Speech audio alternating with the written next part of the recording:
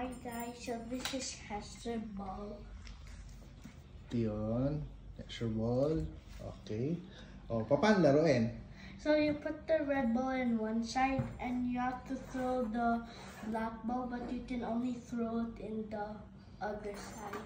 Oh. And if the ball goes over the line, you automatically lose. Okay, sige. What if it touches the red line? You still lose. Okay, sige. Simulan natin. O, ikaw na You sa. only get Go. 3 tries though. For first 3 wins. Yeah. Probably. Wait, the ball has to start in the middle.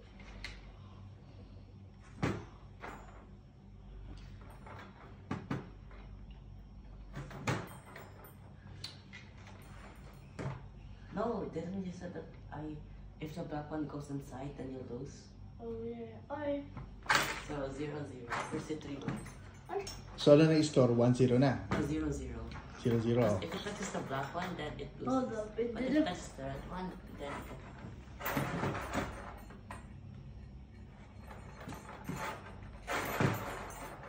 Okay.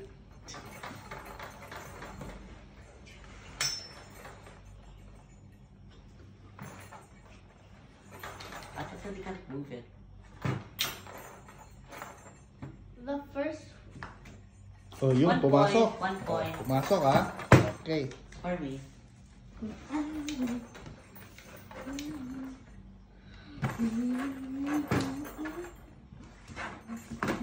Okay. O, yun. Pasok. Ito yung pangalan ng game. O. Oh, you.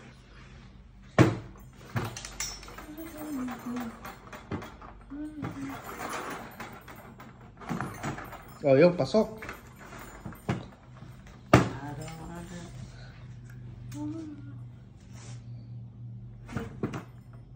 Oh, that was loose.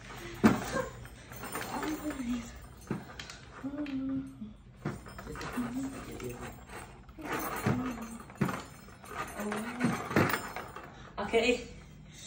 I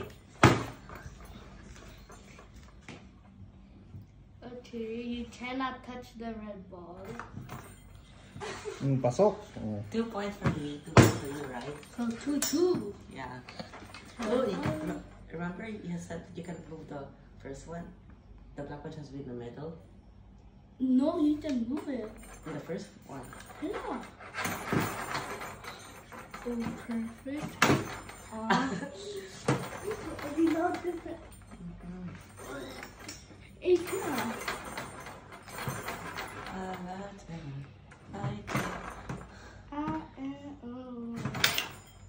Okay. Last try.